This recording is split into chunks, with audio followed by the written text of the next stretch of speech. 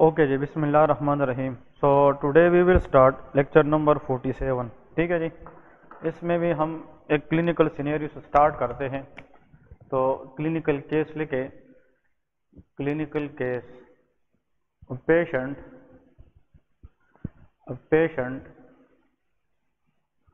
underwent surgery for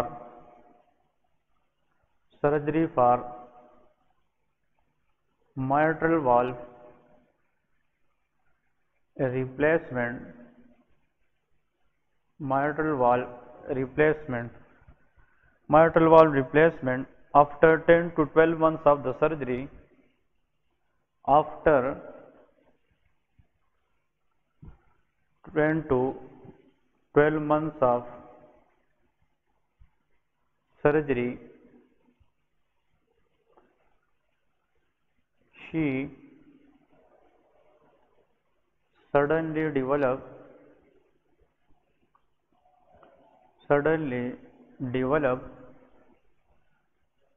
paleness,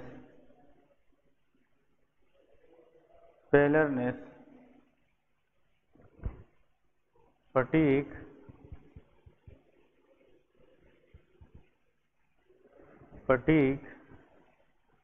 and dark urine.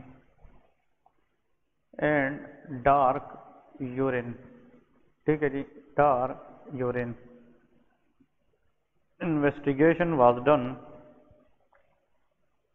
Investigation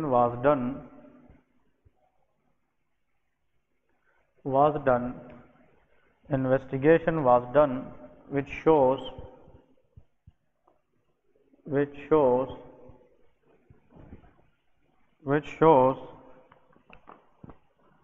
helmet cells. ठीक है, most likely diagnosis. Okay जी। अब यहाँ पे क्वेश्चन याद रखना है कि this is a case of surgery at least 1 year ago. 10 to 12 months पहले एक पेशेंट ने जनाब माइट्रल वाल्व रिप्लेसमेंट के लिए सर्जरी की थी, कार्डियक सर्जरी। उसके बाद 10 to 12 मंथ्स के बाद, ऑलमोस्ट 1 साल के बाद, the patient suddenly develop paleness, fatigue and dark urine. ठीक है, इसका मतलब कि जब भी पेलर आ जाए, पेलर और fatigue with dark urine, it's mean कि देयर इज समथिंग इनीमिया, कि पेशेंट के अंदर कोई इनीमिया वगैरह है। और अगर इन्वेस्टिगेशन करके हमें क्या मिल जाए, हेलमेट सेल्स। अभी मैं बताऊंगा कि what is the meaning of helmet cell. Helmet cell is also known as schistocyte. इसको हम क्या कहते हैं, सिस्टोसाइट्स भी कहते हैं। So helmet cell is also known as schistocytes. We will discuss this, what is the meaning of schistocyte और helmet cell. तो जब भी माइट्रल वाल्व रिप्लेसमेंट के बाद किसी भी पेशेंट को कुछ महीने के बाद इनीमिया हो जाए और उसमें पेलरनेस, फटीग, डार्क यूरिन और हेलमेट सेल्स आ जाए, this is the diagnostic of micro angiopathic haemolytic anaemia, जिसको हम माहा कहते हैं। माइक्रो एंजियोपैथिक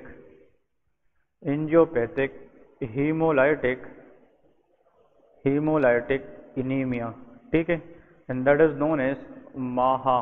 अब क्वेश्चन ये है कि माइक्रो एंजियोपैथिक हीमोलाइटिक इनीमिया ये डिफरेंट कंडीशन के साथ एसोसिएट हो सकती है। इसमें क्या होता है कि in the smaller vessel there is abnormal lysis of RBC, कि भाई स्मॉल वेसल के अंदर अगर आरबीसी की लाइसिस होती है that will lead to anaemia, क्योंकि every RBC lysis can cause decrease haemoglobin, और decrease haemoglobin will leads to anaemia. Clear है। नेक्स्ट क्वेश्चन, अगर यहाँ पे एक और क्लू मैं बताने लगूं, फिर इसको डिस्कस करते हैं कि इसका मतलब क्या है। कि अगर पेशेंट आए हैं, a patient having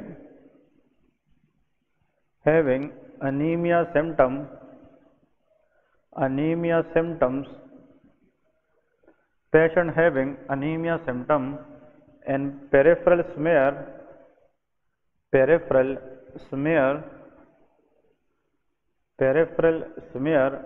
shows fragmented fragmented RBC, that will be dash. Again, that will be a case of MAHA. MAHA mean microangiopathic hemolytic anemia. हमने प्रीवियस लेक्चर के अंदर जो एनीमिया पढ़ी थी जिसमें एबनॉर्मल एंटीबॉडीज बनती है अगेंस्ट आरबीसी, वो ऑटो इम्यून हीमोलाइटिक एनीमिया है, वो अलग चीज है, दैट इज माइक्रोएंजियोपैथिक हीमोलाइटिक एनीमिया। इसके अंदर स्मॉलर वेसल के अंदर आरबीसी स्टक हो जाती है because of their is may be thrombus inside that blood vessel, जिसकी वजह से आरबीसी के लिए पास होना मुश्किल हो जाता है। तो जब फिर आरबीसी उस वेसल के अंदर फोर्सफुली पास होती है तो उसकी क्या हो जाती है, लाइसिस। तो स्मॉलर वेसल पैथोलॉजी की वजह से अगर आरबीसी की लाइसिस हो सकती है, that will be known as MAHA.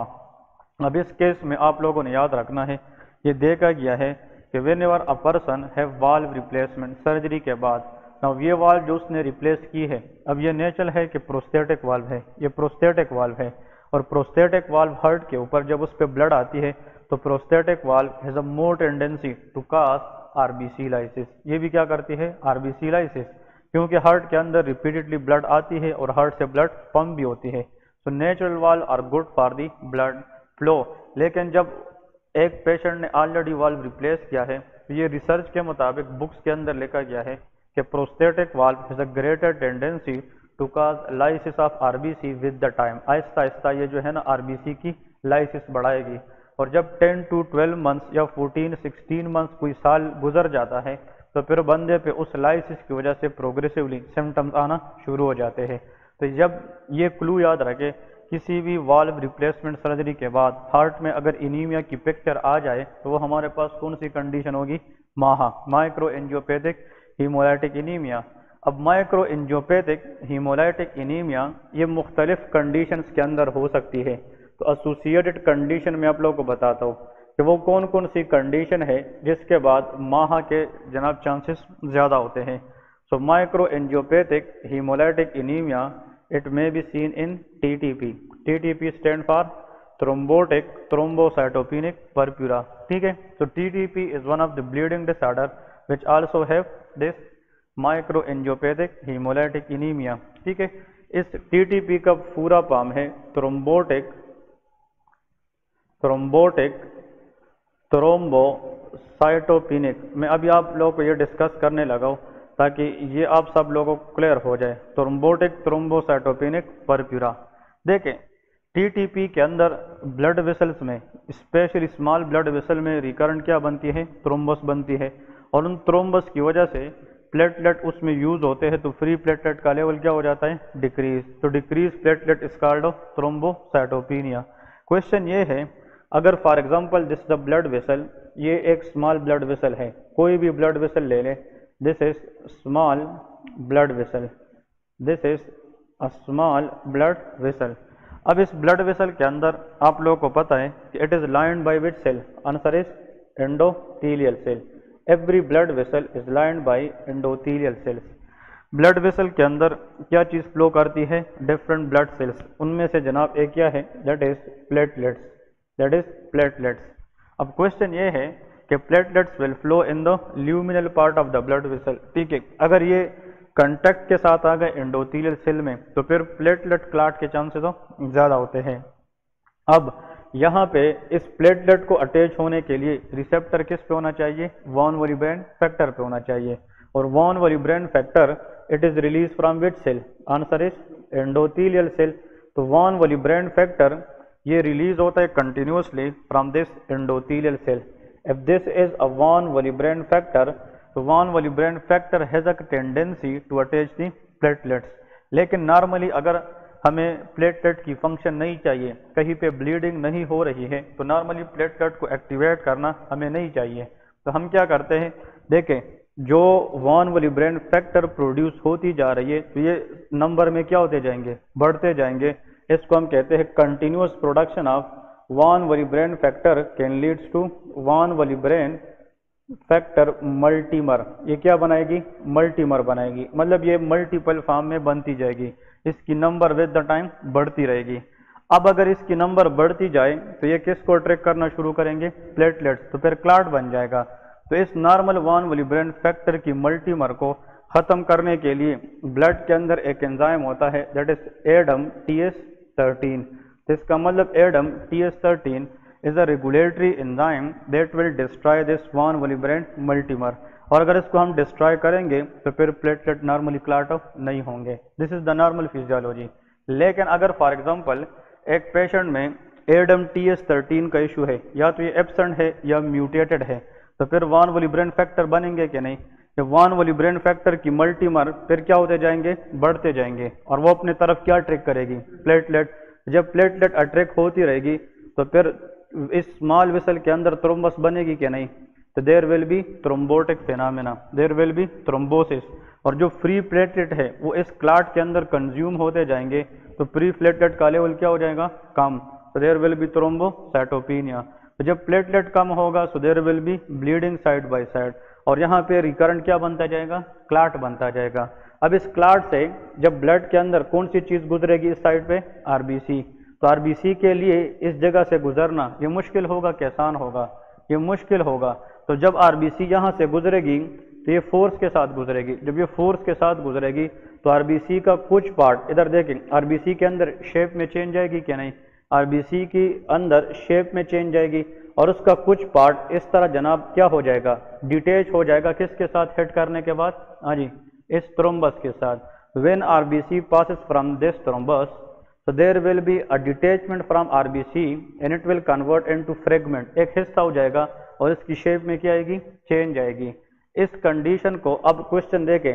अब ये RBC है, ये बाई कनकेव शेप है, सुन ले, इस by concave shape, by concave shape RBC जब इधर से गुजरेगी जोर से तो ये इतना फोर्सफुली जाएगी कि इस क्लॉट का कुछ ना कुछ हिस्सा अपने साथ लेके जाएगी। तो RBC के इस तरह सरफेस पे ये किस चीज का फ्रेगमेंट आ गया? इस क्लॉट का, प्लेटलेट का। तो हमें ऐसा लगेगा कि इंसान है, RBC इंसान है और इसके सर के ऊपर टोपी है, हेलमेट है, हेलमेट, इसलिए उसको हम क्या कहते हैं? हेलमेट सेल्स कहते हैं। क्लियर है कि नहीं? तो helmet cells is a abnormal fragmented RBC, specially it shows that there is intravascular clot formation. तो हेलमेट सेल्स को हम दूसरा नाम क्या कहते हैं? सिस्टियोसाइट भी कहते हैं। ना मुझे ये बताए, तो ये हेलमेट सेल क्यों बना? क्योंकि इसके अंदर क्या था? थ्रोम्बस था, और थ्रोम्बस में क्या चीज कंज्यूम हुई है? प्लेटलेट्स। और नॉर्मल प्लेटलेट का लेवल क्या हुआ है? कम। So this is a patient of TTP। और जब ये RBC इधर से गुजरेगी, ये स्मॉल वेसल है ना, माइक्रो एंजियोपैथिक, और जब ये गुजरेगी तो इसकी लाइसिस चांसेस होगी कि नहीं? और जब ये लाइसिस होगी तो देयर विल बी हीमोलाइसिस। तो इसको माइक्रो एंजियोपैथिक हीमोलाइटिक एनीमिया, क्योंकि लाइसिस की वजह से हीमोग्लोबिन का लेवल क्या हो जाएगा? डिक्रीज हो जाएगा। तो वी कैन से दैट माहा may B a part of TTP, thrombotic thrombocytopenic purpura. Clear है? तो ये क्वेश्चन अगर आ जाए कि TTP पेशेंट के अंदर अगर एनीमिया है तो वो एनीमिया कौन सी होगी? माइक्रो एंजियोपैथिक हीमोलाइटिक एनीमिया होगी। क्लियर है? यह क्वेश्चन याद रखें। नेक्स्ट कंडीशन अगर आप लोगों ने याद रखना है जिसके साथ माहा की एसोसिएशन होती है, दैट इज कॉल्ड HUS। ये मैं आगे डिस्कस करूंगा। HUS stand for haemolytic uraemic syndrome. ठीक है, haemolytic uraemic syndrome, it is caused by E coli species. It is characterised by 3 things: thrombocytopenia, hemolytic syndrome in hemolysis and uremia mean there will be renal failure। तो इसके साथ भी कौन सी anaemia की chances होती है? माहा। नेक्स्ट देखिए HELLP syndrome, ये गायनेकोलॉजी में इंपॉर्टेंट है। HELLP syndrome, HELLP। HELLP syndrome के अंदर भी माहा के चांसेस ज्यादा होते हैं। HELLP syndrome is characterised by, देखिए हेल्प सिंड्रोम के अंदर E stand for elevated.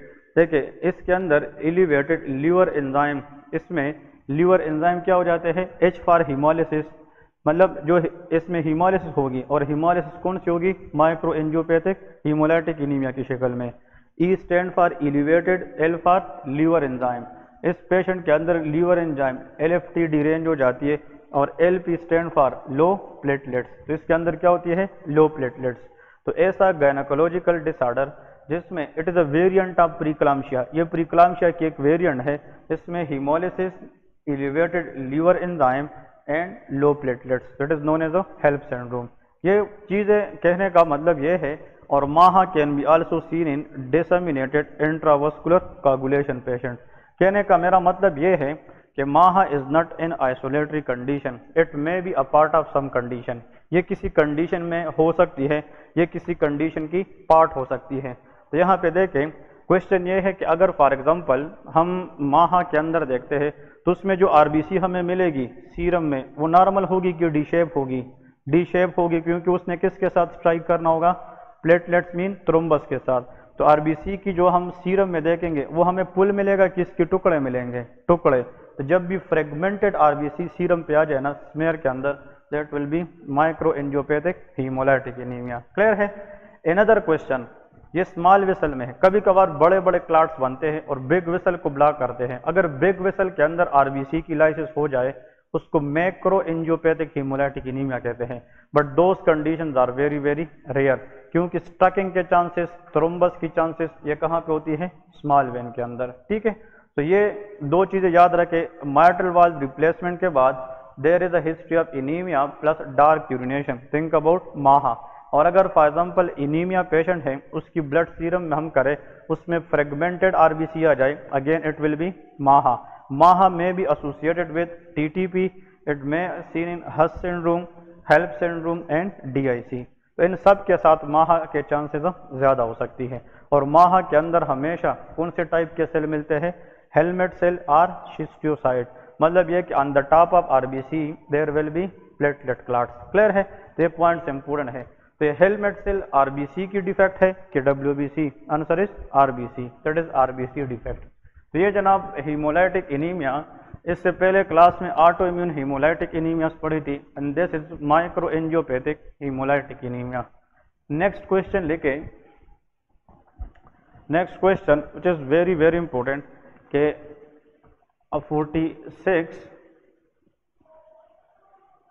years old male previously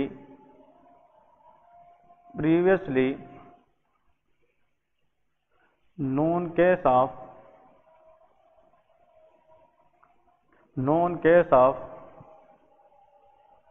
chronic renal failure CRF या CKD, chronic kidney disease, progressively developed pallor, dyspnea, severe chest tightness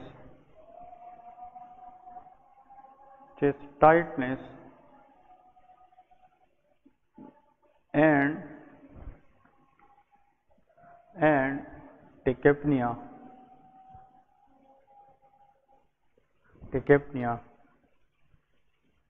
Investigation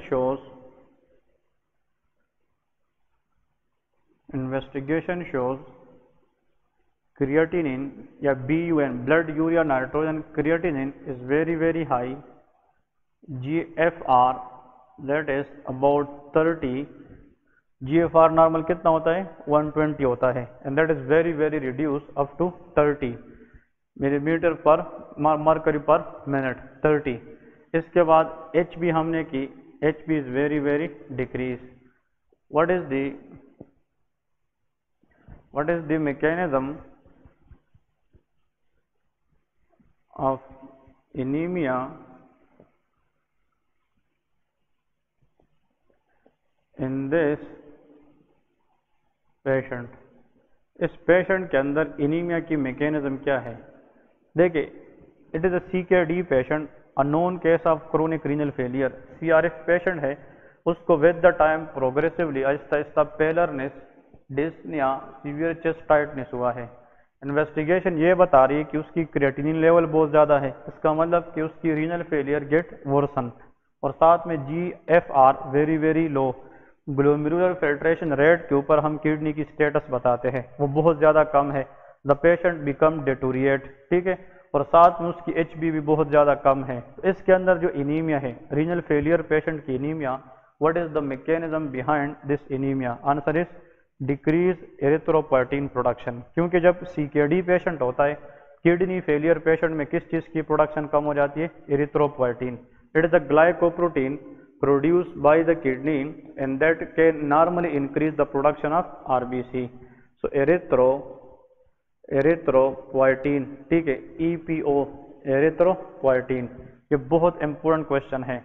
हमने जो FCPS part 1 exam दिया था पहले, हमें ये क्वेश्चन आया था कि CKD पेशेंट है, उसमें इनीमिया है, which of the following will be given from outside to improve the outcome? Answer is erythropoietin.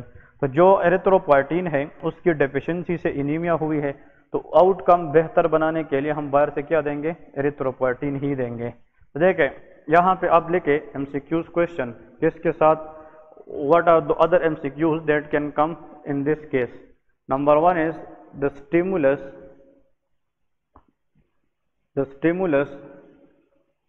for EPO. EPO stand for erythropoietin release is, okay, what is this? What is the stronger stimulus for the release of erythropoietin? That is hypoxia. When there is decreased low level of oxygen, so this decreased oxygen is sensed by the kidney. In the kidney, in response to hypoxia, it will release a glycoprotein known as erythropoietin. Clear है? Next देखें, the cell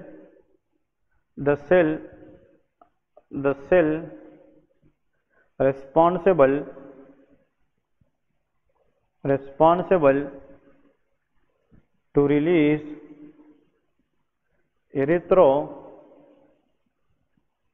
erythropoietin, वो कौन सा cell है जो kidney के अंदर क्या प्रोड्यूस करता है? एरिथ्रोपोइटीन। उसको हम कहते हैं interstitial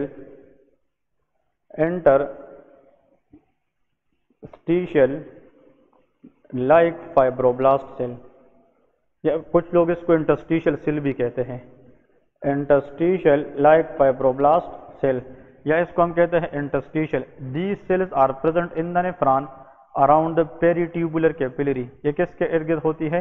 peritubular capillary near the PCT, proximal convoluted tubule. These interstitial like fibroblast cells are present in the kidney and these cells are responsible for the accurate production of erythropoietin if the kidney properly working and if there is hypoxia to the patient. कभी कभार hypoxia नहीं होता, फिर भी erythropoietin की production क्या हो जाती है? बढ़। It is in a case when there is renal cell carcinoma, क्योंकि कैंसर में हर एक चीज क्या हो जाती है? प्रोलिफरेट हो जाती है, इंक्रीज हो जाती है। तो वैसे हाइपोक्सिया क्या है? It is a physiological stimulus for erythropoietin. अगर normally physiologically when there is decrease oxygenation, so normally there will be increase production of erythropoietin. लेकिन कभी कभार हाइपोक्सिया नहीं होता, फिर भी एरिथ्रोपोइटीन आता है, the reason will be renal cell carcinoma. Okay, next यहाँ पे लेके के for example the type of anaemia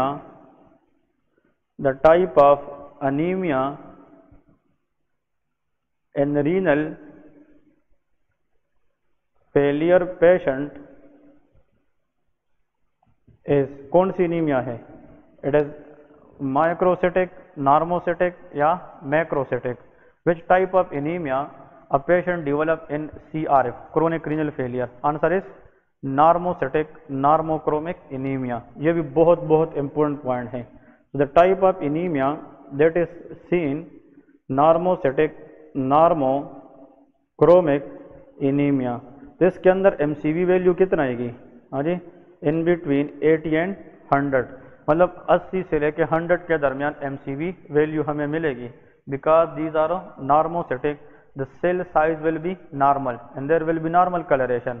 इसका मतलब ये है, देखें अगर एरिथ्रोपोइटीन नहीं है, मैं आप लोगों को इसका एक बहुत आसान मिसाल दे रहा हूँ। फॉर एग्जाम्पल ब्लड के अंदर RBC है, तो RBC डिस्ट्रॉय भी होती है और साइड बाय साइड प्रोड्यूस भी होती है, लेकिन उस प्रोडक्शन के लिए स्टिमुलस तो जाने चाहिए ना। उनमें से एक स्टिमुलस क्या है? एरिथ्रोपोइटीन है। अब अगर एक पेशेंट है, उसको हाइपोक्सिया है या उसको रीनल फेलियर है, फॉर एग्जाम्पल उसकी RBC तो डिस्ट्रॉय हो रही है ना, नॉर्मल टाइम के मुताबिक RBC ब्लड में क्या होती है? डिस्ट्रॉय। अब नए RBC को बनाने के लिए क्या चाहिए? उस कंडीशन में एरिथ्रोपोइटीन चाहिए। अगर ये नहीं है तो जो पड़े हुए RBC है उसके शेप पे कोई असर नहीं है, लेकिन जो नए आने थे वो क्या हो गए? वो ब्लॉक हो गए। तो जो पड़े हुए थे वो आहिस्ते आहिस्ते क्या हो जाएंगे? खत्म हो जाएंगे, और इसकी शेप पे कोई असर आएगा? नहीं आएगा। So the type of anemia that is most likely present in case of renal failure patient, that is normocytic normochromic anemia. मैंने आप लोगों को 4 एनीमियाज बताए थे जिसमें MCV की जो वैल्यू है वो 680 से कम हो जाती है। Iron deficiency anaemia, anaemia of the chronic disease, सिड्रोब्लास्टिक anaemia और थैलेसीमिया। ये 4 आप लोग बाय हार्ट याद रखें कि इसके अंदर माइक्रोसाइटोसिस होता है, उनको कहते हैं माइक्रोसिटिक हाइपोक्रोमिक एनीमियाज। फिर 2 मैंने बढ़ाए थे जिसमें मैक्रोसिटिक होता है, मैक्रो इसका मतलब जिसमें MCV वैल्यू ज़्यादा होती है, वो विटामिन B9 B12 डेफिशिएंसी है। उसके अलावा ऑलमोस्ट जितनी भी एनीमिया है they are most likely normocytic normochromic anemia. Acute blood loss में क्या होता है, acute blood loss normocytic normochromic, but chronic blood loss can cause iron deficiency anemia, microcytic hypochromic anemia. Clear है? तो ये कुछ जनाब यहाँ पे मैं आप लोगों को नोट में लिख भी लेता हूँ क्योंकि ये नोट करने वाली चीज़ें है। एक्यूट ब्लड लॉस होगा क्योंकि उसी टाइम अगर ब्लड लॉस हुआ है तो उसी टाइम ब्लड लॉस से total overall production of RBC क्या कम हो जाती है, तो साइज पे कोई असर नहीं पड़ता। So there will be normocytic normochromic anaemia, normocytic normochromic anaemia. लेकिन अगर ब्लड लॉस हो रही है Aahista Aahista, chronic blood loss, ठीक है, chronic blood loss, so there will be microcytic hypochromic anemia and that is most likely iron deficiency anemia. तो iron deficiency anemia is a microcytic hypochromic anemia। ठीक है जी, okay. अब इस केस को wind up करने से पहले एक और क्वेश्चन आप लोगों से मैं करता हूँ। Which of the following endocrine gland hypertrophy will be seen if the patient is CKD? या पेशेंट CKD की वजह से मर गया, उसकी ऑटोप्सी की गई, तो कौन सी एंडोक्राइन ग्लैंड की साइज बड़ी होगी? पैराथायराइड। क्योंकि जो PTH है, PTH इट इज, क्योंकि CRF is the most common cause of secondary hyper parathyroidism, क्योंकि इसके अंदर हाइपोकैल्सीमिया होती है, कैल्शियम का लेवल बहुत ज़्यादा कम हो जाता है, फॉल हो जाता है। लेकिन आप लोगों को पता है कि PCT है, PCT पार्ट ऑफ नेफ्रॉन, इसके अंदर फास्फेट की जो रीएब्जॉर्प्शन है ये कौन ब्लॉक करता है? PTH। और vitamin D activation alpha 1 hydroxylase ये भी कौन करता है? PTH। तो अगर किडनी काम नहीं करेगी, PTH का आना तो ज़्यादा होगा लेकिन वो फिर भी in spite of that calcium को नहीं बढ़ा सकेगा, तो the patient will lead to hypertrophy of the parathyroid gland. ये भी जनाब इसके साथ बहुत इंपॉर्टेंट पॉइंट्स थे, इसको आप लोगों ने टारगेट करना है। ठीक है जी, तो इनमें से ये जो मैंने अभी ये 4-5 चीज़ें लिखी है, चाहे जो भी स्पेशलिटी हो, एक MCQ इससे ज़रूर होता है।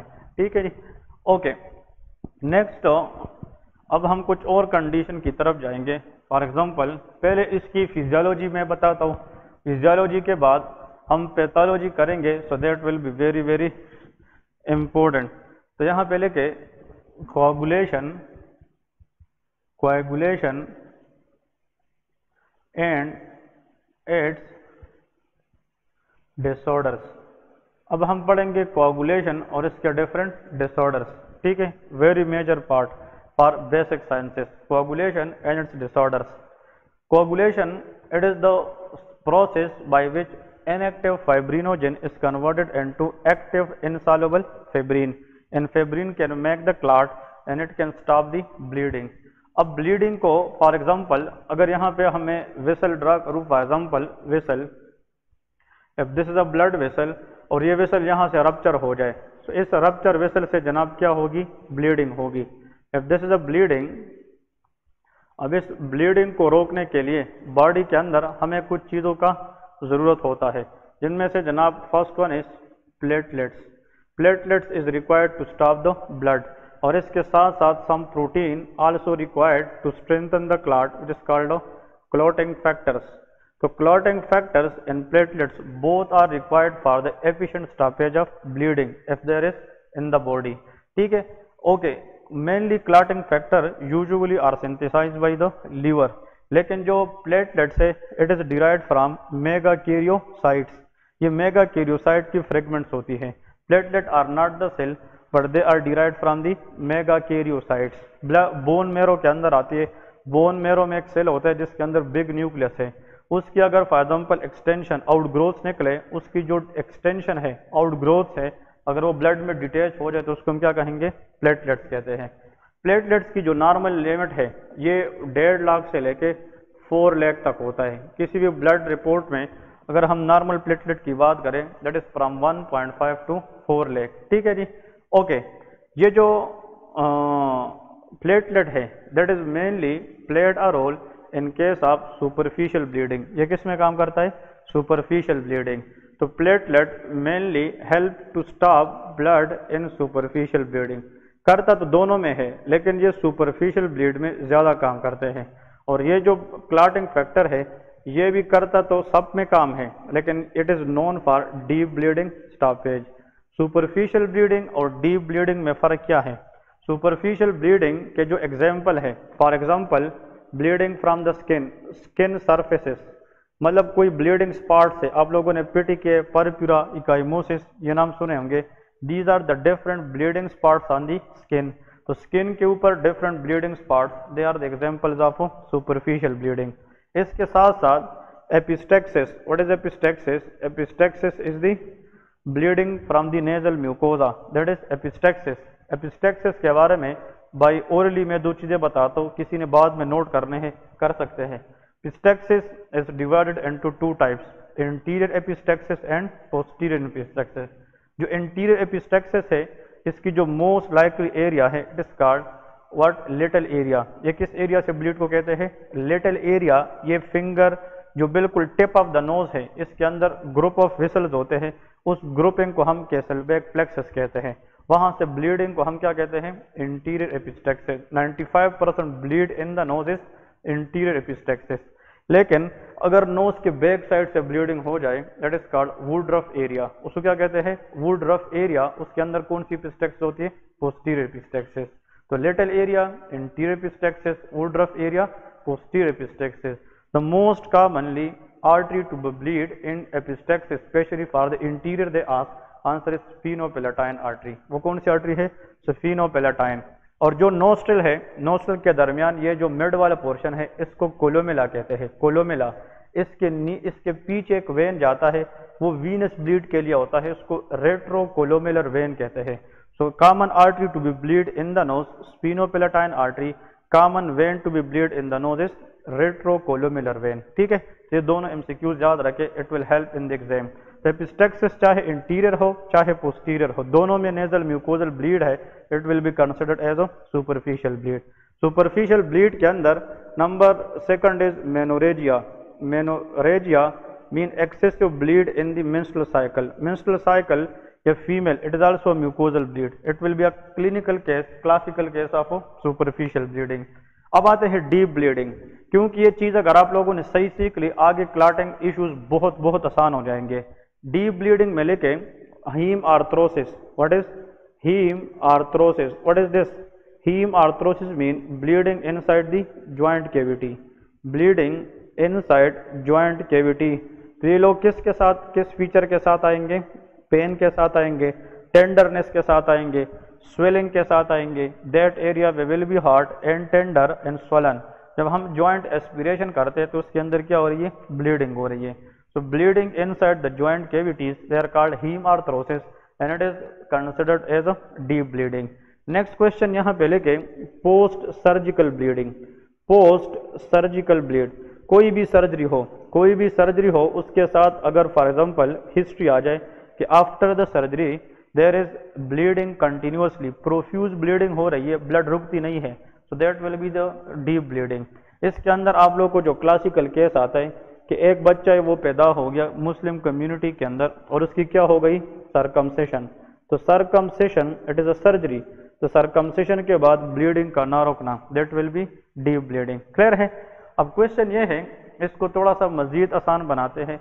ये चीज़ें आप लोग ये क्राइटेरिया याद रखें, ये इस साइड वाले कि भाई if question come in the exam with petechiae purpura ecchymosis, these are the skin surface bleeding, Epistaxis, menorrhagia, think about something superficial bleed problem। इन दोनों में से कुछ चीज़ आ जाए तो ये क्लॉटिंग फैक्टर इशू होगा। अब यहाँ पे इसके लिए याद रखें द मेन पैथोजेनेसिस याद हो, मेन प्लेयर इज प्लेटलेट। मतलब सुपरफिशियल ब्लीड को रोकने में जो मेन टारगेट काम करता है वो क्या है? वो प्लेटलेट्स है। और यहाँ पे जो मेन टारगेट काम करती है वो क्या है? वो क्लॉटिंग फैक्टर्स है। अब इसको मैं डिटेल से पढ़ाऊंगा तो आप लोगों को मज़ीद आसानी, मैं आप लोगों को आसानी के लिए कंसेप्ट बनाने के लिए बता रहा हूँ ताकि हमको आगे एग्जाम में फिर जो भी क्वेश्चन आ जाए उसको आसानी से कर सके।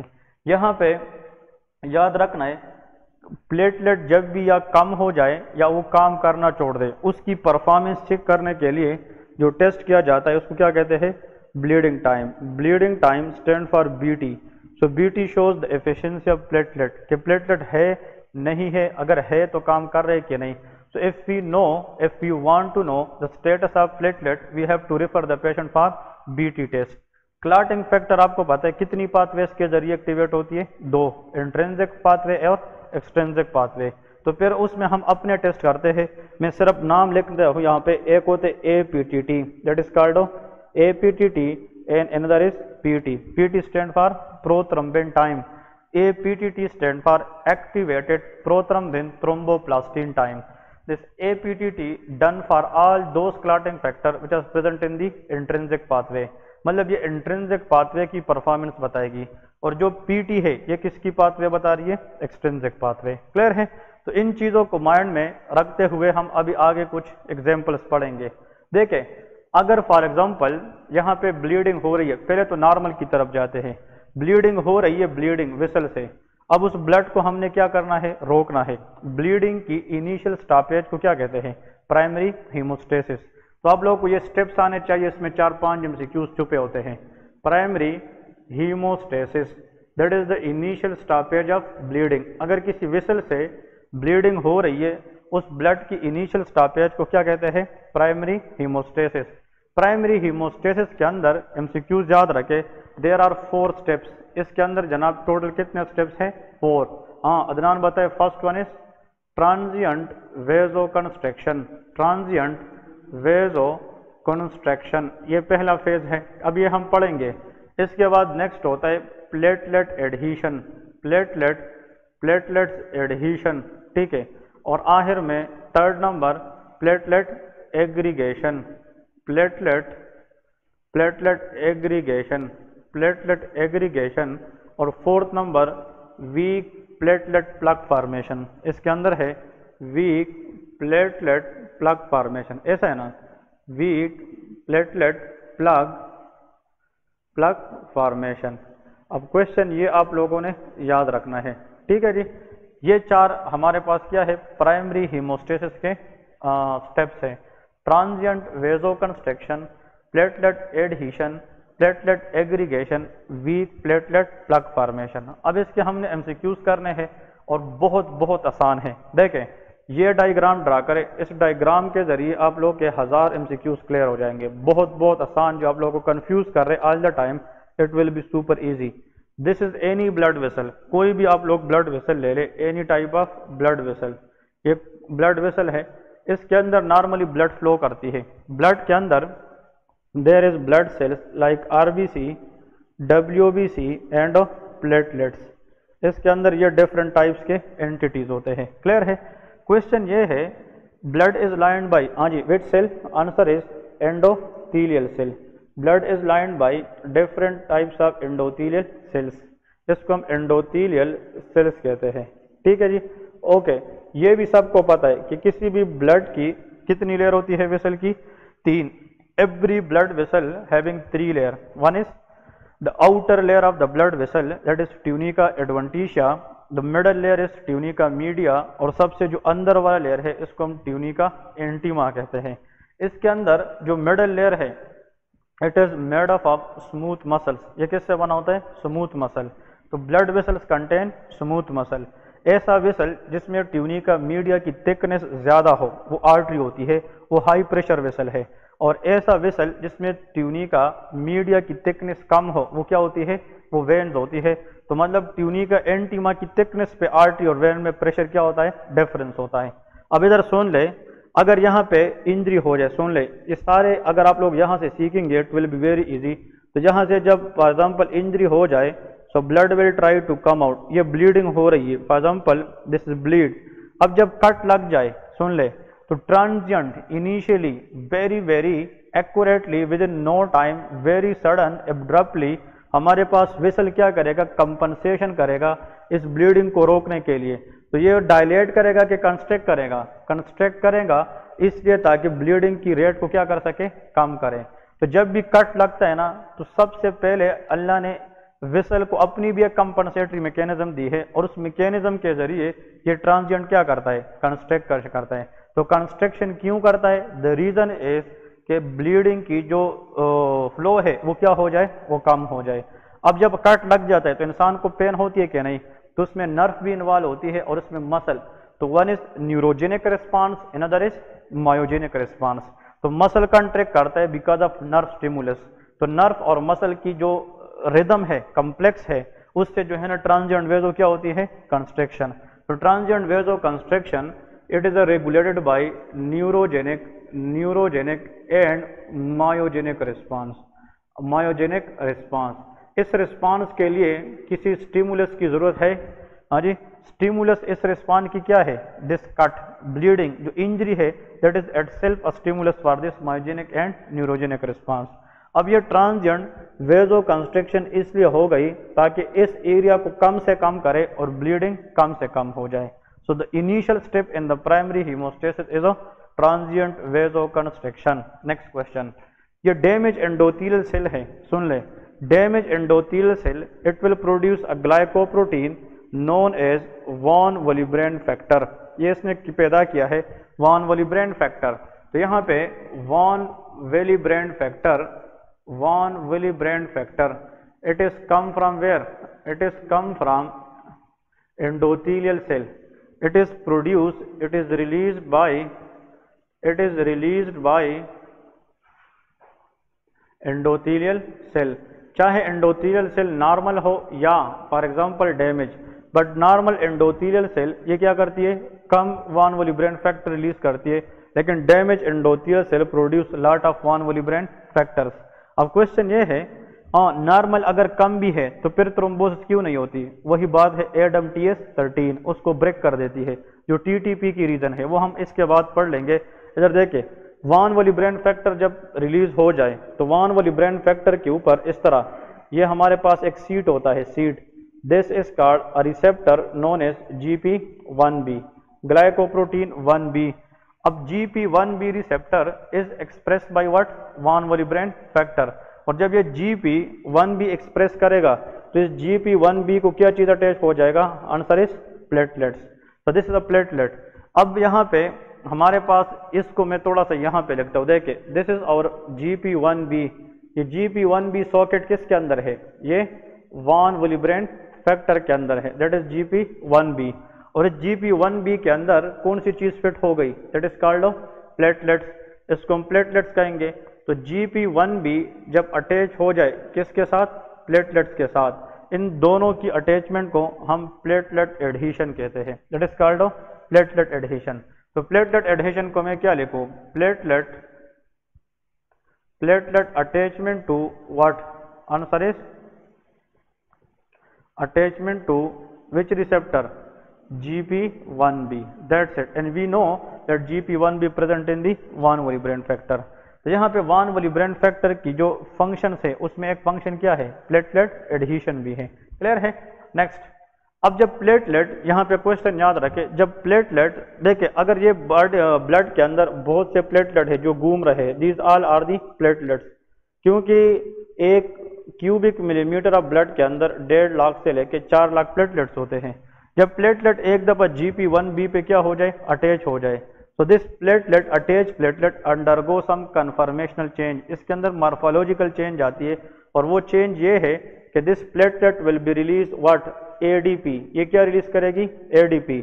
और जब ये अटैच हो जाए तो मॉर्फोलॉजिकल चेंज क्या होगी, मॉर्फोलॉजिकल चेंज मीन कि it will produce another receptor, ये क्या प्रोड्यूस करेगी, एक्सप्रेस करेगी another receptor, and this receptor which is expressed by the platelet is called GP2B and 3A। यहाँ पे ये पॉइंट समझने वाले हैं। अब देखें, पहले जब एंडोथेलियल सेल डैमेज हुए तो डैमेज एंडोथेलियल सेल ने क्या प्रोड्यूस किया, von Willebrand factor. Von Willebrand factor ने कौन सा रिसेप्टर एक्सप्रेस किया, GP1B। GP1B पे कौन सी चीज अटैच हो गई, प्लेटलेट। उस स्टेप को हमने क्या नाम दिया, प्लेटलेट एडहेशन। लेकिन जब प्लेटलेट अटैच हुआ तो इसके अंदर स्ट्रक्चरल चेंजेस आ गए। वो स्ट्रक्चरल चेंजेस दो चीजों की सूरत में थी, एक उसने केमिकल रिलीज किया in the form of ADP, और इसके अंदर भी एक रिसेप्टर एक्सप्रेस होने लगा, और इस रिसेप्टर का नाम क्या था? GP2B3A। तो GP2B3A it is a receptor present in the what? Platelet. लेकिन जो GP1B है ये कहाँ पे होता है? ये वॉन विलिब्रेंड फैक्टर में होता है। इसका काम क्या है? ADP it will recruit, it will take the platelet to attach with this platelet। ये रिक्रूट करेंगे मजीद प्लेटलेट को और इसके साथ अटैच करते जाएंगे। तो देखिए अगर इधर इस एडीपी ने इस प्लेटलेट को पकड़ा, ये आया इधर अटैच हो गया, तो इसमें अपना स्ट्रक्चर चेंज आएगा कि नहीं? तो ये भी क्या रिलीज करेगा? एडीपी और GP2B3A। फिर ये इसका जो एडीपी है वो इसको लेके आएगा तो इसके साथ, तो इस तरह प्लेटलेट आपस में इकट्ठे होते रहेंगे कि नहीं? इस अटैचमेंट ऑफ द प्लेटलेट को हम क्या कहते हैं? प्लेटलेट एग्रीगेशन कहते हैं। तो प्लेटलेट एग्रीगेशन का मतलब यह है कि अटैचमेंट ऑफ प्लेटलेट्स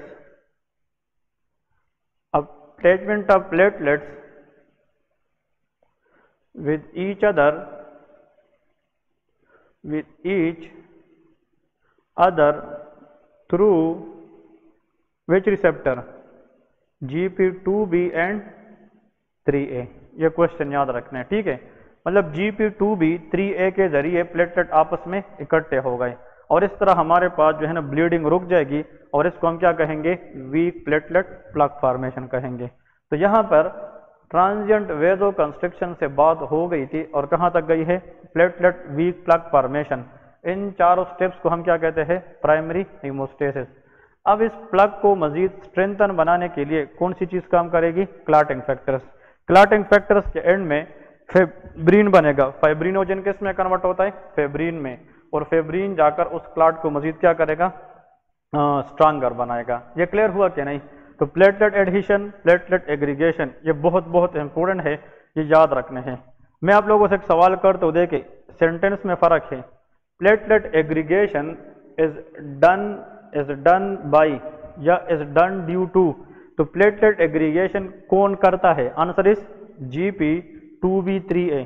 या platelet aggregation is boost by, answer is ADP. ADP उसको बूस्ट करता है, मजीद प्लेटलेट लाता है, ये हेल्पर है, लेकिन होता किस चीज की वजह से है? GP2B3A की वजह से। क्लियर है? तो this what we need for the primary hemostasis concept. अगर आप लोगों को ये नॉर्मल कंसेप्ट समझ आ गया तो अभी इसकी जो डिसऑर्डर है वो पढ़ना बहुत बहुत आसान हो जाते हैं, ठीक है? हम अभी देखें जो प्राइमरी हीमोस्टेसिस डिसऑर्डर है उसके अंदर आप लोगों को मैं एक कंसेप्ट बताऊंगा कि disorders of primary haemostasis, disorders of primary haemostasis, ठीक है? Disorders of primary haemostasis. तो डिसऑर्डर्स ऑफ प्राइमरी हीमोस्टेसिस इसके अंदर जनाब दो तरह की इश्यूज आ सकती है। नंबर वन के क्वांटिटेटिव रिडक्शन ऑफ प्लेटलेट्स, या तो प्लेटलेट्स की जनाब क्वांटिटी कम हो जाए, क्वांटिटेटिव रिडक्शन ऑफ प्लेटलेट्स, या तो प्लेटलेट्स की जो क्वांटिटी है ओवरऑल वो क्या हो जाए? कम। या होता है qualitative problem, qualitative dysfunction of platelet, dysfunction. तो क्वालिटेटिव का मतलब ये है इसमें overall level of platelet is very normal but platelet can not perform well. इसमें ओवरऑल जो नंबर है प्लेटलेट की वो क्या हो जाती है? वो कम हो जाती है। अब यहाँ पे पॉइंट ये है कि वो कौन सी कंडीशन है जिसमें प्लेटलेट कम होकर सुपरफिशियल ब्लीडिंग कराती है, प्राइमरी हीमोस्टेसिस नहीं हो पाती। Number one is immune thrombocytopenic purpura, immune thrombocytopenic purpura. इसका मतलब this is one of the condition bleeding disorder which is simply known as ITP. It is very very popular disease, ठीक है? ITP को previously in the backward era it is called idiopathic thrombocytopenic purpura। जब इसकी काज हमें नहीं मालूम थी, लेकिन बाद में जब रिसर्च एडवांस मेडिसिन आ गई तो उसमें यह पता चला कि इस कंडीशन के अंदर जो थ्रोम्बोसाइटोपेनिया है, प्लेटलेट की जो डिस्ट्रक्शन है, उसके अंदर कौन सा सिस्टम इन्वॉल्व है? इम्यून। ये इम्यून मीडिएटेड डिस्ट्रक्शन है, इसलिए कंडीशन का नाम क्या है? Immune thrombocytopenic purpura. एक और कंडीशन अभी हमने पढ़ा थ्रोम्बोटिक थ्रोम्बोसाइटोपेनिक परप्यूरा, जिसको हम TTP कहते हैं। और एक और जनाब इसके अंदर लेके hemolytic uraemic syndrome, hemolytic uraemic syndrome, hemolytic uraemic syndrome. इसके अंदर भी जनाब प्लेटलेट का ओवरऑल लेवल क्या हो जाता है, कम हो जाता है। एक और इनीमिया हमने पढ़ा था जिसके अंदर प्लेटलेट का लेवल भी कम हो जाता है, एप्लास्टिक इनीमिया। तो aplastic anaemia is a bone marrow suppression problem, जिसमें आल सेल लाइन क्या हो जाते हैं, डिक्रीज हो जाते हैं।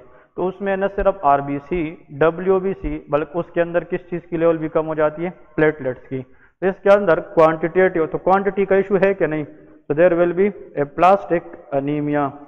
एप्लास्टिक अनीमिया जनाब इसके अंदर आ सकती है। तो these are the four area, these are the four condition which can cause defect or disorders in primary hemostasis by decreasing overall level of platelets. Next आते हैं क्वालिटेटिव डिस्फंक्शन के जरिए। क्वालिटेटिव, तो क्वालिटेटिव डिस्फंक्शन में आप लोगों को आना चाहिए there is Bernard Soulier syndrome, Bernard Soulier syndrome, ठीक है। Next question is ग्लान्समैन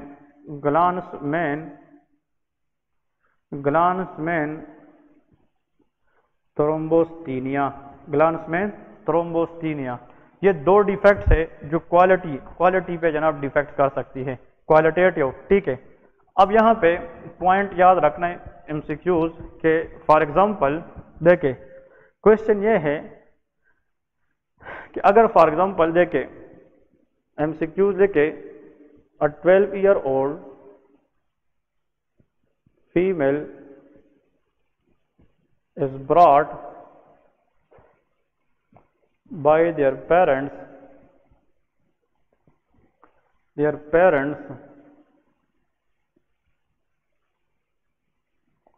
to the clinic with history of spontaneous profuse bleeding from multiple site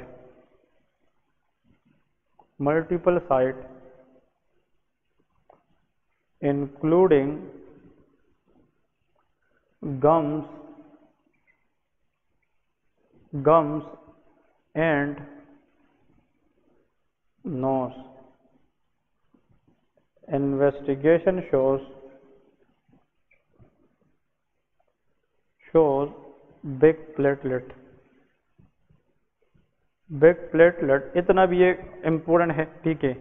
and defective GP1B expression diagnosis. अब देखें इसके अंदर आप लोगों को बताया गया है कि 12-year-old फीमेल है, वो लाई गई जनाब by parents to the clinic, history के साथ स्पॉन्टेनियस प्रोफ्यूज ब्लीडिंग में from multiple sites including gums and nose. Investigation ये बता रही कि there is big platelet, big is the word, मतलब बिग प्लेटलेट का मतलब इमेच्योर प्लेटलेट है। इसका मतलब जब प्लेटलेट की मतलब काम वो नहीं कर रहे, वो ब्लड के अंदर है लेकिन काम नहीं कर रहे, तो बोन मैरो ये सोचेगी कि शायद ब्लीडिंग इसलिए नहीं रुकती कि प्लेटलेट का लेवल क्या हो, वो कम हो। तो एज अ कंपनसेटरी मैकेनिज्म वो प्लेटलेट प्रोडक्शन क्या करेंगे, इंक्रीज करेंगे। तो यहाँ पे मेगा कैरियोसाइट या big platelet mean it is a compensatory mechanism. और डिफेक्टिव GP1B का इशू है, तो इसका मतलब यहाँ पे जो ब्लड वेसल में हमने बात की है, ये क्वालिटी का इशू है कि क्वांटिटी, ये क्वांटिटी का इशू नहीं है, ये क्वालिटी का इशू है। यहाँ पे कौन सी वान वोलिब्रेन फैक्टर, तो वान वोलिब्रेन फैक्टर पे कौन सा रिसेप्टर था, GP1B। इसका मतलब ऐसे लोग जिसमें ब्लीडिंग टेंडेंसी हो और इसके पीछे रीजन ये हो कि von Willebrand factor is there but can not express GP1B। अगर GP1B नहीं है तो प्लेटलेट की क्या चीज नहीं होगी, एडहेशन नहीं होगी, तो there will be no aggregation भी नहीं होगी, there will be spontaneous profuse of bleeding. तो ये क्वालिटी का इशू है कि क्वांटिटी, ये क्वालिटी का इशू है। ऐसा क्वालिटेटिव प्राइमरी हीमोस्टेसिस डिसऑर्डर जिसमें GP1B रिसेप्टर का इशू हो, इसको हम बर्नार्ड सोलियर सिंड्रोम कहते हैं। So that is called Bernard Soulier syndrome, that is called Bernard Solier syndrome. तो बर्नार्ड सोलियर सिंड्रोम, इसके अंदर कौन सा स्टेप इम्पेयर होगा? Platelet adhesion. Platelet adhesion GP1B receptor, लेकिन प्राइमरी हीमोस्टेस की कौन सी स्टेप खराब होगी? प्लेटलेट एडहीशन खराब होगा। क्लियर है जी।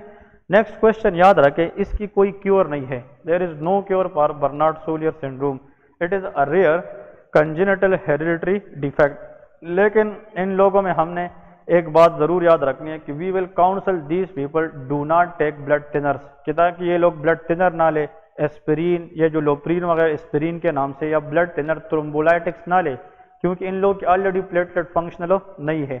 सीवियर केसेस में अगर इन लोगों में फॉर एग्जाम्पल ब्लीडिंग होती रहे तो सीवियर केसेस में ब्लड ट्रांसफ्यूजन की इन लोगों को क्या हो सकती है? जरूरत हो सकती है। अब अगर for example same case exam में आ जाए और वो यहाँ पे आप लोगों को बताए कि GP2B3A का मसला है। 2B3A क्या करता है? प्लेटलेट एग्रीगेशन करता है, last step of primary haemostasis. इसको ग्लांसमैन थ्रोम्बोस्थेनिया कहते हैं। तो यहाँ पे इसके सामने लेके इसके जो MCQs है, डिफेक्टिव GP2B एंड 3A। देखिए आप लोगों को नॉर्मल मैंने समझाया process. Now this pathology is very very easy. तो अगर प्लेटलेट एडहीशन का इशू हो and there is defective GP1B, that disorder will be Bernard Soulier syndrome. और इसके अंदर जो प्लेटलेट है वो नॉर्मल से क्या मिलेंगे? बिग मिलेंगे। Big B for Bernard Soulier syndrome. Next, अगर प्लेटलेट एडहीशन हो सकती है, लेकिन प्लेटलेट एडहेस होने के बाद उसमें कन्फर्मेशनल चेंजेस नहीं आती, मतलब वो ADP दे सकती है या नहीं, लेकिन वो GP2B 3A रिसेप्टर एक्सप्रेस नहीं करती, तो प्लेटलेट एग्रीगेशन नहीं होगी। तो ऐसा कंडीशन जिसमें प्लेटलेट एग्रीगेशन का ही इशू आ जाए, इसको ग्लांसमैन थ्रोम्बोस्थेनिया कहते हैं। So that is platelet aggregation issue. इसके अंदर प्लेटलेट एग्रीगेशन, ये सारे के सारे MCQs आप लोगों के वो पूछते रहते हैं, एग्रीगेशन का इशू किस में है या एडिशन का इशू किस में है। अब नेक्स्ट क्वेश्चन याद रखें कि ऐसा कंडीशन, नीचे निकल नोट में लेके अ कंडीशन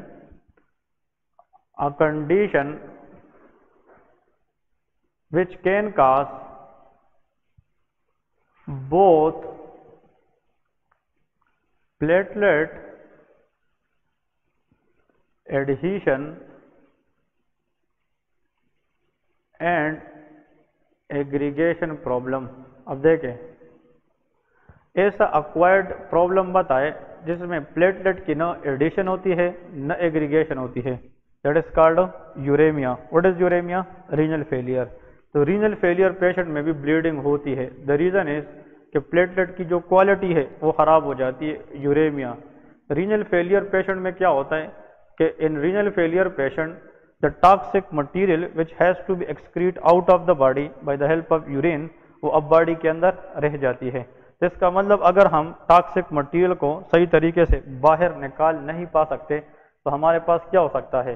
वो टॉक्सिक मटेरियल ब्लड में बढ़ जाएगी यूरेमिया की शक्ल में, and that toxic material can target both receptor GP2B3A और GP1B। तो उसमें फिर क्वालिटी का इशू आएगा, क्वालिटी, लेकिन उसमें एडिशन भी नहीं होगी और इसमें एग्रीगेशन भी नहीं होगी। तो देखिए, सिर्फ अलोन अगर GP1B का मसला है एडिशन का, वो बर्नार्ड सोलियर सिंड्रोम है। अगर सिर्फ प्लेटलेट एग्रीगेशन का इशू है और इसमें जो GP2B3A का प्रॉब्लम है, तो हमारे लिए क्या है? That is called Glanzmann thrombasthenia. और ऐसा अक्वायर्ड डिफेक्ट जिसमें इन दोनों की इश्यूज आ जाए, चाहे एडिशन हो या एग्रीगेशन दोनों, that is uremia which is a renal failure patient. ठीक है जी, ओके। अब इसके बाद एक और केस की तरफ जाते हैं इंपॉर्टेंटली। तो देखिए, केस ये है, for example a 22-year-old male brought to the clinic with history of profuse gingival या gums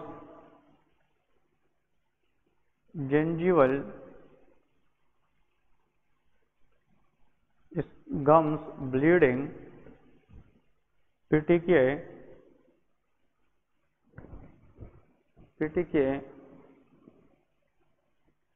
dyspnea, paler skin and weight loss, mild weight loss, mild weight loss. On examination, he is paler,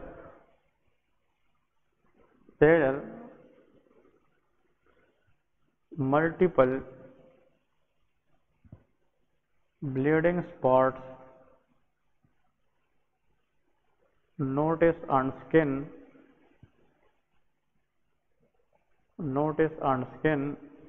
and RFT, renal function test, is a D range. Most likely diagnosis. हाँ जी, ये क्या है? इस patient की investigation भी वो बता सकते हैं, लेकिन हमने उसको जनाब just simple for the simple purpose to get concept इसको हमने थोड़ा सा स्क्वीज कर दिया। देखिए पेशेंट को जो सिम्टम्स आ रहे हैं that is profuse gingival bleeding PTK। इसका मतलब ये सुपरफिशियल ब्लीड है कि डीप ब्लीड है? ये सुपरफिशियल ब्लीड है।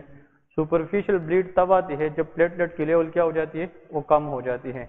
तो maybe in this patient there is thrombocytopenia. CBC हमें दिया नहीं है, अगर CBC देते तो उसमें डेफिनेटली पता चल जाता कि इस पर्टिकुलर केस के अंदर ओवरऑल जो प्लेटलेट लेवल है वो क्या हुए है? That should be decrease.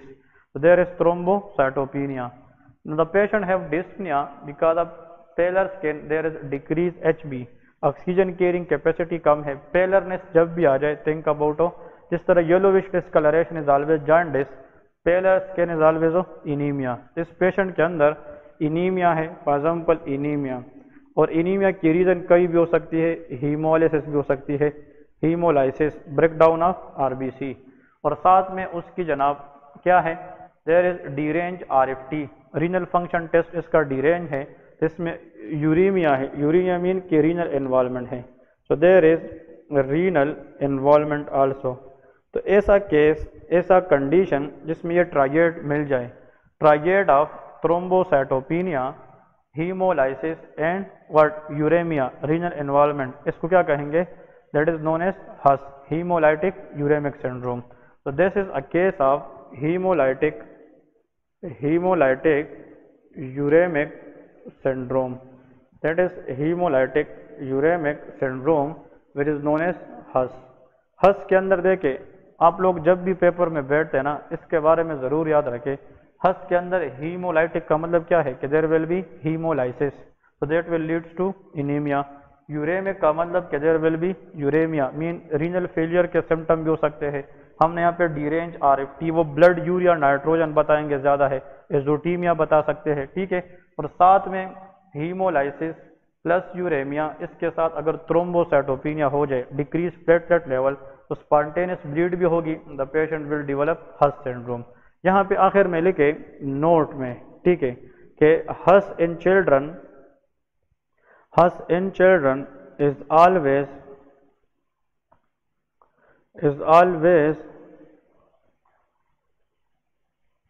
associated with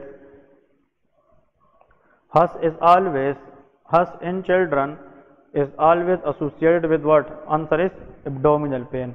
मतलब एब्डोमिनल पेन के बाद ये हस सिंड्रोम ज्यादा होता है, स्पेशली इन चिल्ड्रन। तो यहाँ पे लेके एब्डोमिनल पेन, वाई?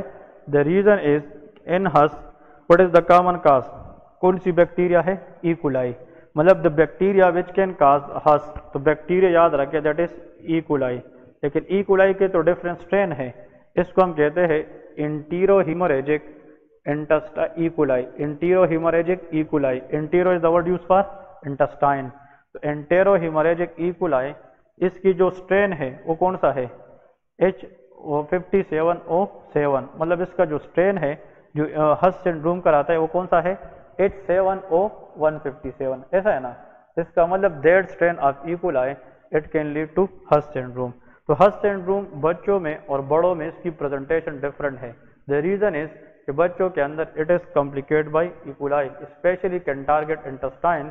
तो उन बच्चों के अंदर एब्डोमिनल पेन, डायरिया हो सकता है, एब्डोमिनल पेन, डायरिया के बाद अगर इनीमिया के सिम्टम, थ्रोम्बोसाइटोपिनिया के सिम्टम और रीनल फेलियर इन्वॉल्वमेंट आ जाए, that will be most likely HUS syndrome. तो इसमें जो प्लेटलेट की कमी है ये क्वालिटी का इशू है कि क्वांटिटी का इशू है।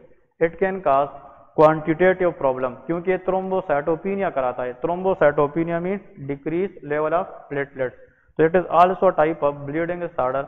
ये प्राइमरी हीमोस्टेसिस डिसऑर्डर है और इसमें ओवरऑल प्लेटलेट का लेवल कम हो जाता है। ठीक है, तो इंशाल्लाह यहाँ तक याद करें। Next we will discuss in the coming lecture. हम ITP, TTP और इसके साथ जो मजीद ब्लीडिंग डिसऑर्डर है वो हम कमिंग लेक्चर में फिर समाप्त कर लेंगे। ठीक है।